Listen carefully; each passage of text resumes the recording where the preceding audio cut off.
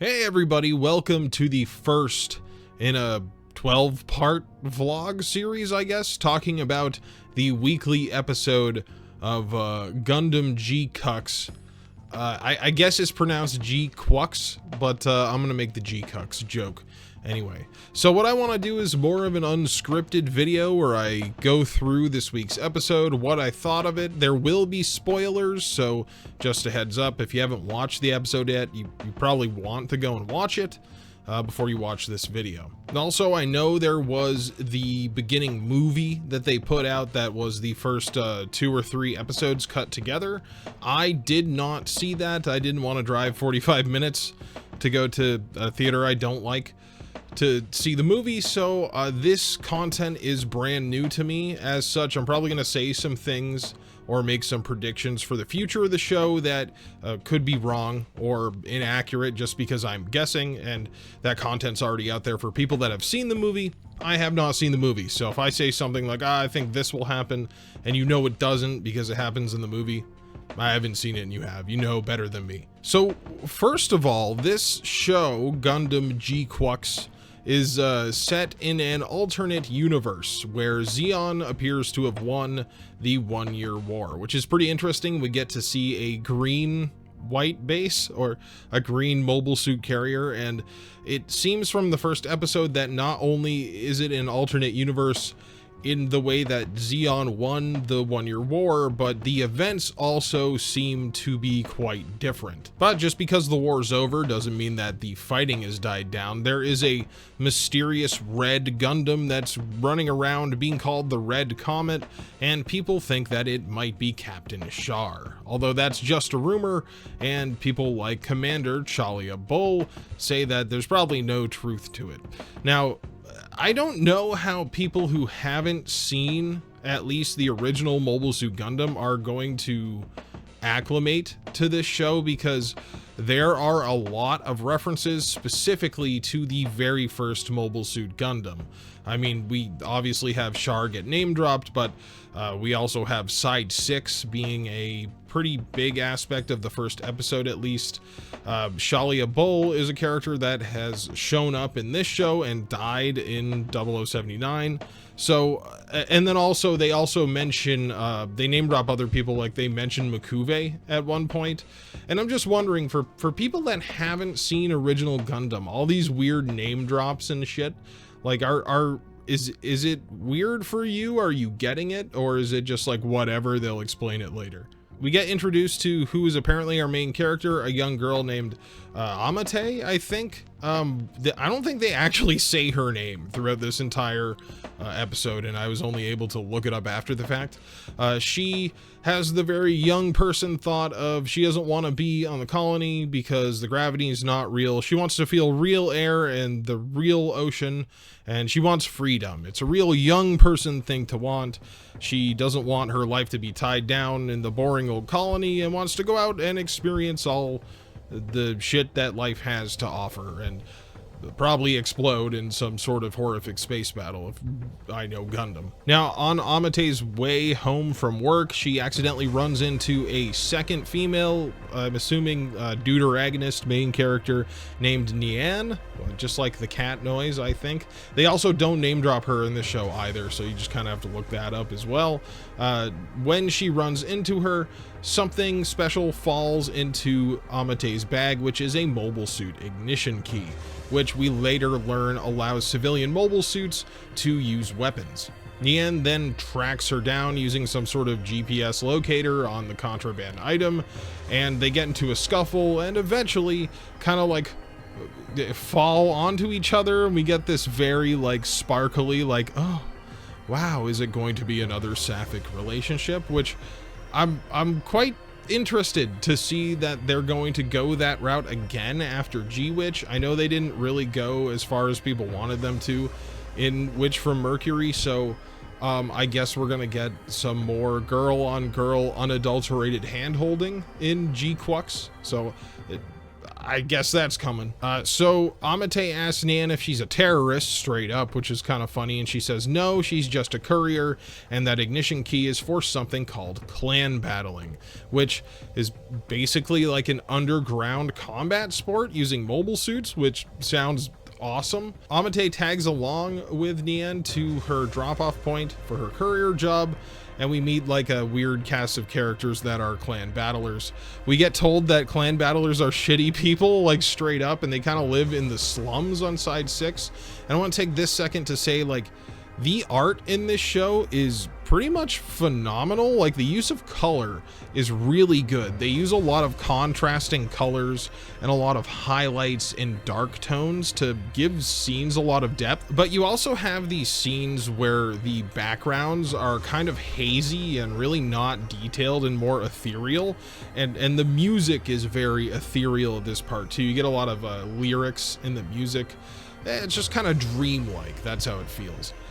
So it's kind of interesting to see how it swaps between, I almost want to say like late manga run Bleach style backgrounds to these very like grungy and detailed backgrounds of the slums. Also, when there's action in the show, they tend to use a lot of like solid color block backgrounds and speed lines to show motion, and it almost feels retro, like it almost feels like something from the 70s or 80s. I'm interested to see if that stylistic choice sticks around in the future. So far, I do like it. It's pretty cool. So the Red Gundam shows up, and Shalia Bull decides to launch the Gundam GQuuuuuX to go and fight it because they've got a untested experimental thing called the Omega Psychomu.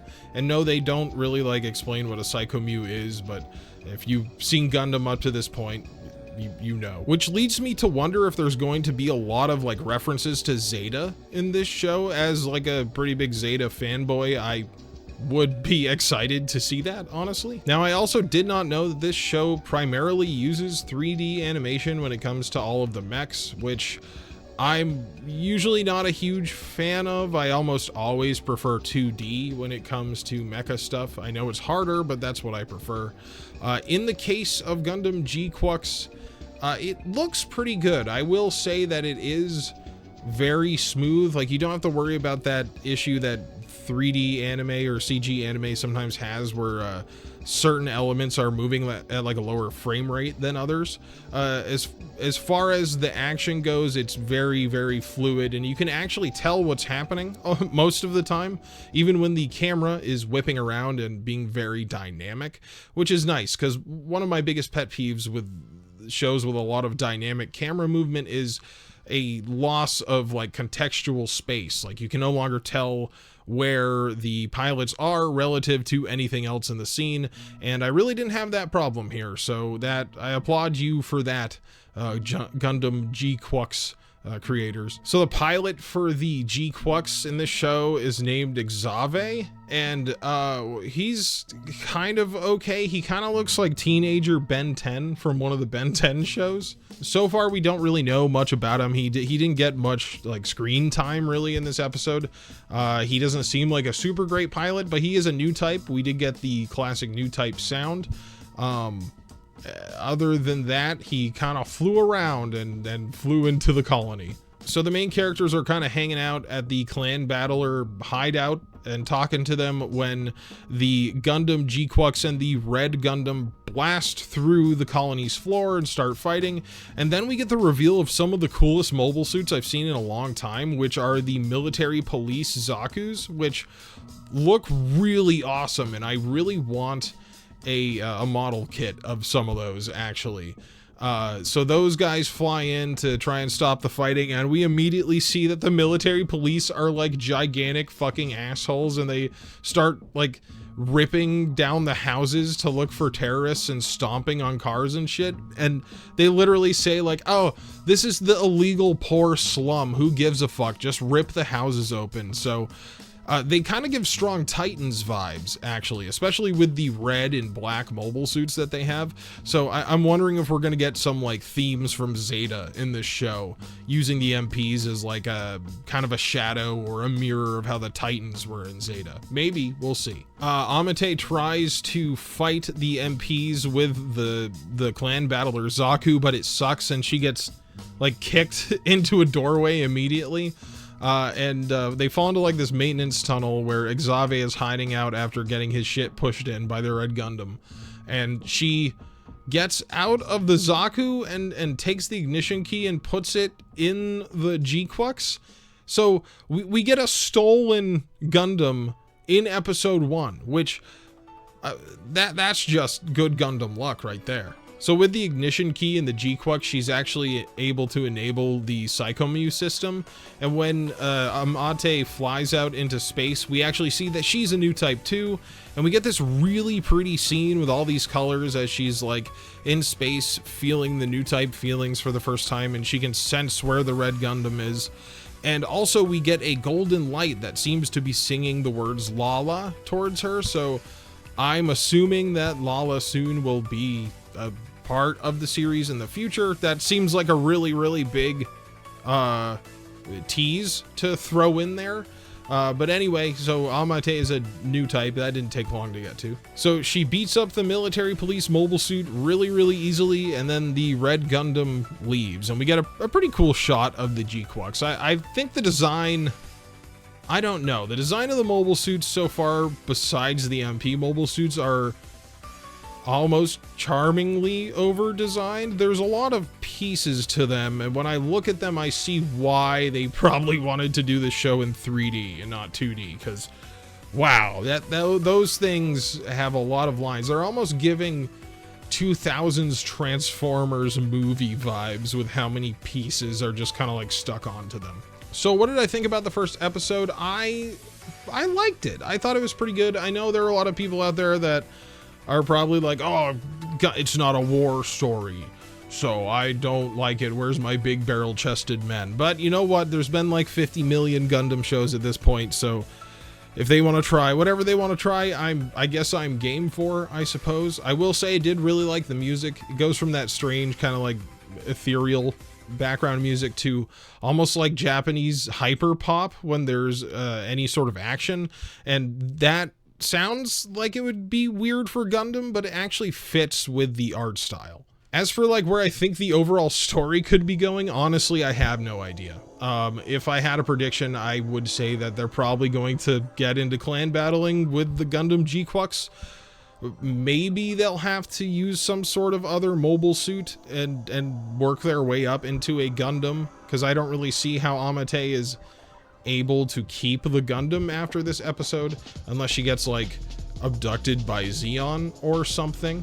If I could have a wish, it would be for a tournament arc. I know this season's only supposedly 12 episodes long, so that probably will not happen, but a man can dream. I'll take one episode, a one episode tournament arc. I need it. I need it in my veins. I think we're definitely going to see Char if the next on episode is preview is anything to go by. And I feel like we're going to see more One Year War characters. It seems like they're building to have a lot of those characters show up. The only thing I hope for with that is I hope they don't overdo it. I hope that the core story of this show stands on its own and doesn't become a show where the highlight is like, oh, look, there's Bright, or there's, I don't know, Minerva or whatever. I don't want this show to use the One Year War nostalgia characters as a crutch. If you're going to have the characters in there, please do something interesting with it, which they have so far. And I want the story, the core story, to, you know, survive on its own merits. That being said, I do want a Camille cameo by the end of the show, or a reference of some sort. I don't know how long this actually takes place after the end of the One Year War, so he could be a little bit younger, but yeah, I feel like that's warranted. Give us a Camille cameo, please. So yeah, that's pretty much my thoughts on the first episode of Gundam GQuuuuuX.